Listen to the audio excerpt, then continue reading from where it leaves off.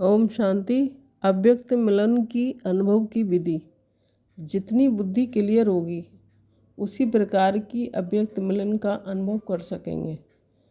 अब साकार तो अव्यक्त स्थिति स्वरूप में स्थित है, लेकिन आप बच्चे भी अव्यक्त स्थिति में स्थित होंगे तो अव्यक्त मुलाकात का अलौकिक अनुभव कर सकते हो।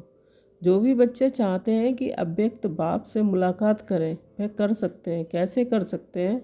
इसका तरीका सिर्फ यही है कि अमृत वेले याद में बैठो और यही संकल्प रखो कि अब हम अव्यक्त बाप दादा से मुलाकात कर रहे हैं।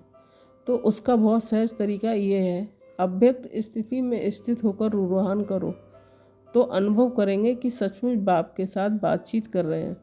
और इसी रूहान में जैसे संदेशियों को कई दृश्य दिखाते हैं, वैसे ही बहुत गुह्य और गोपनीय रहस्य बुद्धि योग से अनुभव में रहेंगे। अव्यक्त मिलन का मूल रूप है व्यक्त भाव को छोड़ना। ये मूल जो जितना देता है उतना ही अव्यक्त अमूल मिलन का अनुभव करता है। जितना अपने को मिटाना उतना ही अव्यक्त रूप से मिलना। मिटना कम तो मिलना भी कम। अव्यक्त रूप का मिलन व्यक्त द्वारा भी कब तक। इसलिए इस नए वर्ष में अव्यक्त स्थिति में स्थित कराने व अनुभव कराने की ड्रिल सिखला रहे हैं, जो अव्यक्त बाप से अव्यक्त मिलन बना सके।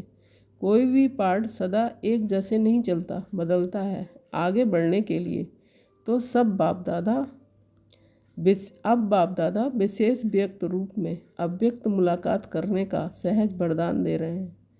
इस नए वर्ष में पहले मास को विशेष वरदान है। ड्रामा प्लान अनुसार जो अव्यक्त स्थिति का बाप से मीठी मीठी रूहान करने का पुरुषार्थ करेगा, उस पुरुषार्थी आत्मा को, वो लगन लगाने वाली आत्मा को, सच्चे दिल से बाप से प्राप्ति करने वाली आत्मा को सहज ही वरदान के रूप में अव्यक्ति अनोखे अनुभव प्राप्त होंगे। इसलिए अब व्यक्त द्वारा अव्यक्त मिलन भी समाप्त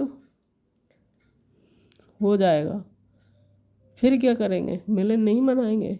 अल्पकाल के मिलन के बजाय सदा काल के मिलन के अनुभवी बन जाएंगे। ऐसे अनुभव करेंगे ऐसे बिल्कुल समीप सम्मुख मिलन मना रहे हैं। अव्यक्त मिलन की अव्यक्त रूप से अनुभव करने के लिए बीच बीच में मार्जिन दी जाती है, बस समय दिया जाता है, जिससे कभी अचानक व्यक्त द्वारा अव्यक्त मिलन का पाठ समाप्त हो तो अव्यक्त स्थिति द्वारा अव्यक्त मिलन का अनुभव कर सको। जब तक बाप की संपूर्ण प्रत्यक्षता नहीं हो जाती तब तक बच्चों और बाप का मिलन तो होना ही है। लेकिन चाहे व्यक्त द्वारा अव्यक्त मिलन और चाहे अव्यक्त स्थिति द्वारा अव्यक्त मिलन, लेकिन मिलन तो अंत तक है ना। इसलिए ऐसा समय आने वाला है कि जिसमें अव्यक्त स्थिति द्वारा अव्यक्त मिलन का अनुभव ना होगा तो बाप के मिलन का, प्राप्ति का और सर्वशक्तियों के वरदान का जो सुंदर मिलन का अनुभव है उनसे वंचित रह जाएंगे। इसलिए ये दोनों मिलन अभी तक तो साथ साथ चल रहे हैं, लेकिन लास्ट स्टेज क्या है? लास्ट स्टेज की तैयारी कराने के लिए बाप को ही समय देना पड़ता है और सिखलाना पड़ता है। अभी समझा क्या होने वाला है? अभी इतने हलचल में नहीं आओ। जब होने वाला होगा तो अव्यक्त स्थिति में स्थित रहने वालों को स्वयं ही आवाज़ आएगा, टचिंग होगी, सूक्ष्म संकल्प होगा, तार पहुँचेगी, यह ट्रंक काल होगा। समझा? जब लाइन क्लियर होगी तभी तो पकड़ सकेंगे। जब अव्यक्त मिलन का अनुभव होगा तब तो पहचानेंगे व पहुँचेंगे।